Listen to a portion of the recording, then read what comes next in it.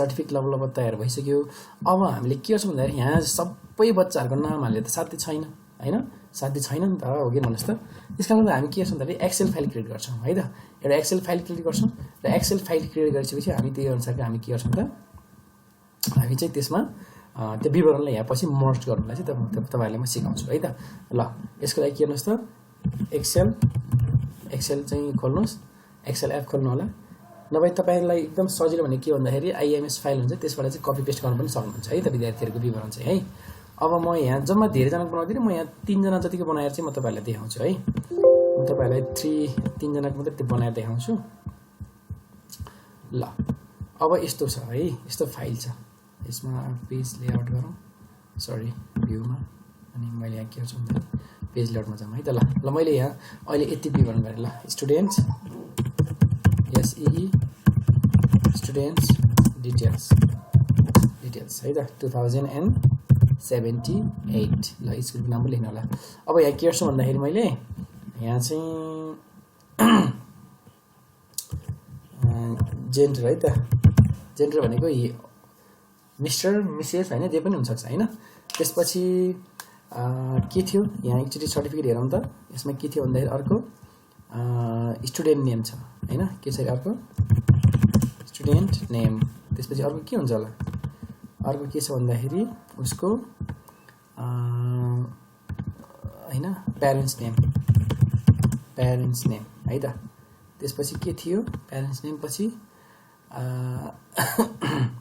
यो पनि हामी अलिक के गरौँ भन्दाखेरि ल यसलाई पनि यस्तो गरौँ, यसलाई पनि हटाएर, किनकि यहाँ डिफ्रेन्ट ब्याकग्राउन्डको चाहिँ डिफ्रेन्ट ठाउँको चाहिँ बच्चाहरू पनि हुनसक्छ होइन। त्यसमा चाहिँ हामी एड्रेस लेखौँ। ल एड्रेस लेखौँ। त्यसपछि हामी के गरौँ त फेरि अर्को कुन इयरको हो होइन, इयर पनि राखौँ। ल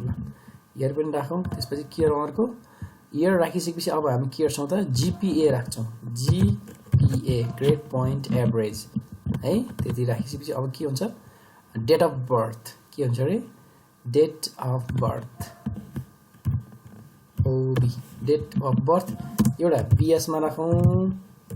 अर्को केमा राखौँ त डिओबी एडीमा राखौँ। ल दुइटै है त। यति राखेपछि अझै यहाँ नपुग्ला जस्तो भयो है, अलिकति यसलाई सारौँ थोरै, अलि सारौँ। ल अझै नपुग्ला जस्तो भयो भने तपाईँले के गर्न सक्नुहुन्छ भन्दाखेरि पेज लेआउटमा जानु होला, यसलाई चाहिँ के गर्नुहोस् त ल्यान्डस्केपमा राखिदिनु होला। जति भयो नि तपाईँलाई जति भयो नि त्यति नै के हुन्छ त। ल यसमा अब आउँछ रजिस्टर नम्बर ल है, अर्को सिम्बल नम्बर, अर्को इस्यु डेट है, अर्को प्रिपेयर्ड बाई होइन, प्रिपेयर्ड बाई, अर्को के छ अरे अब प्रिन्सिपल त सबै एउटै भयो नि उनी भयो होइन। तर कुनै बेलामा के हुन्छ भन्दाखेरि प्रिन्सिपलहरू फेरिन सक्छ होइन। अब त्यस्तो बेलामा चाहिँ हामीले युज गर्न सक्छौँ है त। ल अब हामी यतिजना विद्यार्थीहरूको चाहिँ हामी के गरौँ त डिटेल्सहरू तयार गरौँ है त। ल जेन्डरमा ल मिस्टर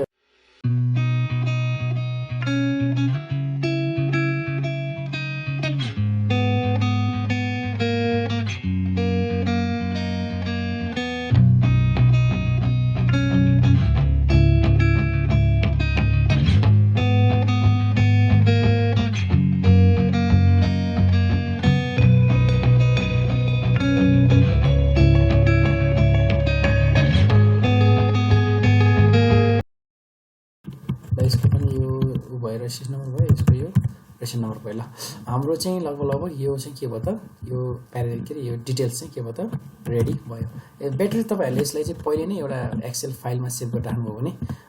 त्यसपछि तपाईँलाई अझै धेरै सजिलो हुनेछ भन्ने राख्छौँ है त। यसलाई चाहिँ अब के गर्नुहोस् त, यसलाई एउटा बोर्डर बनाएर राख्नुहोस्, एउटा सिम्पल, धेरै गर्नु पर्दैन, यसलाई सिम्पल बोर्डर हालिदिनुहोस् र यसलाई के गर्नुहोस् त यसलाई सेभ एज गरिदिनुहोस् र एउटा फोल्डर बनाएर राख्नुहोस्। एउटा तपाईँले जहाँ लगेर राख्न सक्नुहुन्छ, फोल्डरमा लगेर एसई स्टुडेन्ट भनेर राखेर मैले ल है, अहिले यति राखेँ, यसलाई क्लोज गरिदिउँ। अब हामी के गर्छौँ त, हामी फेरि सर्टिफिकेटमा जाउँ है त, सर्टिफिकेटमा जाउँ है त, सर्टिफिकेटमा जाउँ। अब हामी के गर्छौँ भन्दाखेरि यो छ नि, अब यसमा चाहिँ हामी के गर्दै जान्छौँ त, यहाँनिर चाहिँ यो जुन छ नि तपाईँले देख्नु भएको छ है, तपाईले यसलाई डिलिट गरिदिनुस् अब पक्नुस् है अहिले मिलाउँला ल यति भइसकेपछि अब now let's go to the mailing again मेलिङमा जानुस् अब यहाँ सेलेक्ट रेसिपिएन्ट्स गर्नुस् अब टाइप न्यू लिस्ट गर्नु भएन हुन्छ तपाईले टाइप न्यू लिस्ट गरेर यहाँनिर चाहिँ कस्टम कलम्सहरु गरेर हैन यहाँबाट चाहिँ यसलाई रिनेम गर्दै हैन अघि हामीले गरेको थियौ नि जस्तै जेन्डर हैन त्यसपछि यसलाई फेरि के गर्ने त स्टुडेन्ट नेम भयो हैन त्यसपछि के हुन्छ ल यसमा क्लास हो यसरी पनि गर्न सक्नुहुन्छ तपाईले है त क्लास सेक्सन यसरी पनि गर्नु तर म हामीसँग चाहिँ अहिले के छ भन्दाखेरि अलरेडी एक्सेल फाइल छ त्यसकारणले गर्दाखेरि हामीले के छ मेलिङ गर्छौं रेसिपिएन्ट गर्छौं युज एन एक्जिस्टिङ लिस्ट गर्छौं है एक्जिस्टिङ लिस्ट गरेपछि तपाईले चाहिँ कहाँ सेभ गरिराख्नु भएको छ त्यो एक्सेल फाइल त्यहाँ जानुस् गएपछि तपाईले त्यसलाई चाहिँ के गर्नुस् त मैले यहाँ राखेको छु यसलाई सेलेक्ट गर्नुस् ओपन गर्नुस् है ओपन गरिसक्नु भएपछि अब तपाईको फाइल रेडी भयो मर्जको लागि है तपाईको फाइल के भयो त मर्जको लागि रेडी भयो अब हामीले के गर्छौं त है अब हामीले के गर्छौं भन्दाखेरि सिम्पली अब फेरि एकचोटि दोहोऱ्याइदिन्छु म सिम्पली यहाँ जानुस् है सिम्पली यहाँ जानुस् यहाँ गइसकेपछि के गर्नुस् त युज सेलेक्ट रेसिपिएन्ट गर्नुस् युज एक्जिस्टिङ लिस्ट गर्नुस् एक्जिस्टिङ लिस्ट गरेपछि हामी के गर्छौं त यहाँनिर जान्छौं र तपाईले जानिराख्नु भएको छ त्यसले डबल क्लिक गर्छौं है यस्तो फाइल आउँछ तपाईले के गर्नुस् त्यसलाई ओके गर्नुस् है ओके गरेपछि अब यहाँ तपाईको सबै फाइल सबै यहाँ माथिको अप्सन्सहरु चाहिँ इनेबल हुन्छ है इनेबल भइसकेपछि अब यहाँनिर के राख्नु त अब तपाईले है यहाँनिर के राख्ने यसलाई डिलिट गर्नुस् सेलेक्ट हटाउनुस् अब यहाँनिर जानुस् यहाँमा जानुस् जेन्डर जानुस् एउटा है हेर्नुस् है मैले यहाँ के गर्दा छु राम्रोसँग हेर्नु होला है यहाँ जानुस् जेन्डर जानुस् यहाँ 2 स्पेस गरिदिनुस् अब यहाँ 1 स्पेस गरिदिनुस् है फेरि यहाँ के गर्नुस् त स्टुडेन्ट नेम गर्नुस् 2 स्पेस गरिदिनुस् तल गए फेरि अब यहाँ सन अब यहाँ कसको छ सन अफ भनेर भनेको छ हैन यसमा जानुस् अब यहाँ प्यारेन्ट्सको नाम लेखौँ है त यहाँ के गरौँ त यहाँ स्पेस राखौँ डबल स्पेस राखौँ यसलाई पनि के गरौँ त बोल्ड गरौँ यसलाई पनि के गरौँ बोल्ड गरौँ रेसिडेन्ट अफ भनेको छ यहाँ चाहिँ उसको के हो त यहाँनिर चाहिँ उक्त विद्यार्थीको चाहिँ हामी एड्रेस राख्छौँ एड्रेस बुझ्नुभयो यहाँ के गर्छौँ त हामी डबल स्पेस एन्ड एड्रेस ल एड्रेसमा हामी के गर्छौँ त यसलाई फेरि बोल्ड गर्छौँ है यो अहिले आफै पछि अट्छ है त्यो है त्यसपछि हामी के गर्छौँ भन्दाखेरि देन अब इयरमा गयो है इयरमा गयो यसमा हामी के गर्छौँ त फेरि यहाँ जानुस् यसरी नै इयरमा क्लिक गर्छौँ देन यसलाई पनि के गर्छौँ त यसलाई बोल्ड गर्छौँ है यसलाई पनि गर्छौँ त बोल्ड गर्छौँ देन जीपीए बुझ्नु भएको छ जीपीए है के हो रे जीपीए उसको जीपीए कति आयो त जीपीएलाई पनि यस्तै गर्नुस् बोल्ड गरिदिनुस् है अब यहाँ के छ त यहाँनिर चाहिँ डेट अफ बर्थ के छ रे डेट अफ बर्थ फेरि जानुस् डिओबीबीएसमा पनि यही राखिदिनुस् हैन अब तपाईको एडीमा पनि यही राखिदिनुस् किनकि दुईटै यहीँनिर हो right okay then select both and बोल्डमा राख्नुहोस् है अब हाम्रो पालो आयो रेजिस्ट्रेसन नम्बरको पालो आयो फेरि यहाँ जानुस् रेजिस्ट्रेसन नम्बर यहाँनिर छ हैन त यसलाई पनि के गर्नुहोस् हामी यसलाई पनि हामी बोल्ड गर्छौँ यो एकचोटि मात्रै दुःख हो त्यसपछि एकदम सजिलो हुन्छ है तपाईले एकचोटि गरिसकेपछि अब यहाँ के गर्नुहोस् त सिम्बल नम्बर त्यसलाई पनि के गर्नुहोस् बोल्ड गर्नुहोस् इस्यु डेटमा जानुहोस् होला इस्यु डेटमा यही इस्यु डेटमा क्लिक गर्नुहोस् तपाईले टपिक्सहरु हेडिङ्सहरु दिँदाखेरि चाहिँ ठ्याक्कै जे छ त्यति राख्नु होला है त इस्यु डेट है त्यसपछि अब प्रिपेयर्ड बाईमा इन्टर हानेर त्यसपछि यहाँनिर प्रिपेयर्ड बाई भनेको छ हैन अब उसको नाम उहाँको नाम चाहिँ यतिकै राखिदिनुस् अब फेरि उसलाई बोल्डमा राखिदिनु होला त्यसपछि यहाँ के गर्नुहोस् त प्रिन्सिपल क्लिक गर्नु ल तपाईको एकचोटि सबैजना है सबै यहाँनिर हेर्नु त छुट्टै खालको आइरहेछ है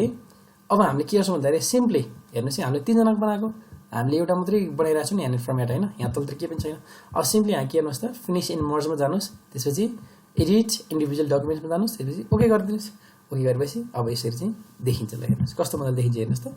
ल हेर्नुहोस् है यो चाहिँ अलि धेरै आछ यो 2 पोइन्ट हुनुपर्ने ठिक छ यो समथिङ समटाइम्स इट ह्यापन्स ल हेर्नुहोस् त कस्तो मजाले ट्याक देखिरहेछ हो कि भन्नुहोस् त ल हेर्नुहोस् यसरी चाहिँ देखिन्छ यो एक्सेल सिटबाट कपी गरेको फेरि यस्तो भएको है यो पछि यस्तो हुँदैन ल यस्तो भयो हेर्नुस् त टक्क जुन ठाउँमा आउनु पर्ने ठ्याक्कै त्यही ठाउँमा चाहिँ छ कि छैन हेर्नुस् त है अझै तपाईले चाहिँ उचित बुझेन म फेरि चाहिँ गर्छु भने नि यहाँ हेर्नुस् त अलिकति काटिरहेछ है यसलाई माथि ल्याउनुस् यसलाई अलि तल सार्दिनुस् यसलाई फेरि अलि माथि ल्याउनुस् यसलाई फेरि केयर दिनुस् त फेरि यसलाई चेक गरिदिनुस्